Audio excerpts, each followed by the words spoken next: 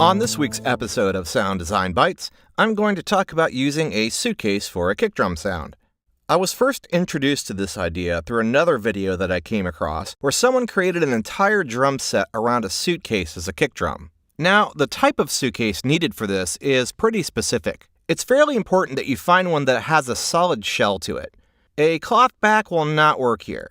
From my research, it seems that American Tourister and Samsonite are usually the best brands to look for, and you usually can find them for very little money at a local thrift store. Before you use a suitcase as a kick drum, you may need to do some prep work with it. As you can see here, I used some gaff tape around the lip of each side of the shell so that there's less rattling. You may need to experiment a bit with the particular suitcase that you find to try and minimize this sort of thing. The type of sounds that you get from a suitcase will depend on a number of things. I used a homemade felt mallet to strike it with, but there are a number of things that you can use instead.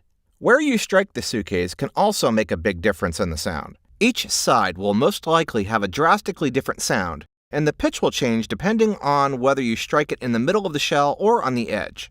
Experimentation is the key. Another thing that you can do to customize the sound is by placing something inside of the suitcase as a dampener. When I use this pillow inside of the suitcase, the sound has a much shorter decay. Here I've loaded up 30 different samples into battery 4 by just dragging them into the main window.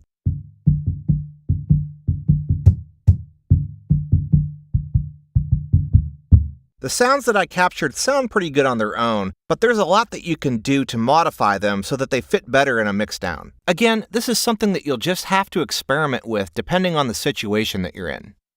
Now I have battery 4 loaded up in Logic, and I've customized the kick samples to make them a bit more aggressive. In this patch, I adjusted the volume and pitch envelopes for each sample.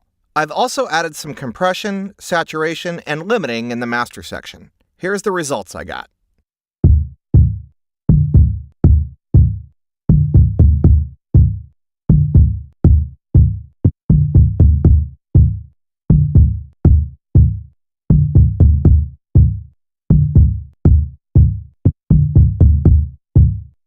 Well, that's it for this week's episode. If you're interested in the drum sounds that I obtained, you can purchase them from my website for just $1. I'll leave a link in the description. As always, like, subscribe, and share, and I'll see you in the next episode. Awesome!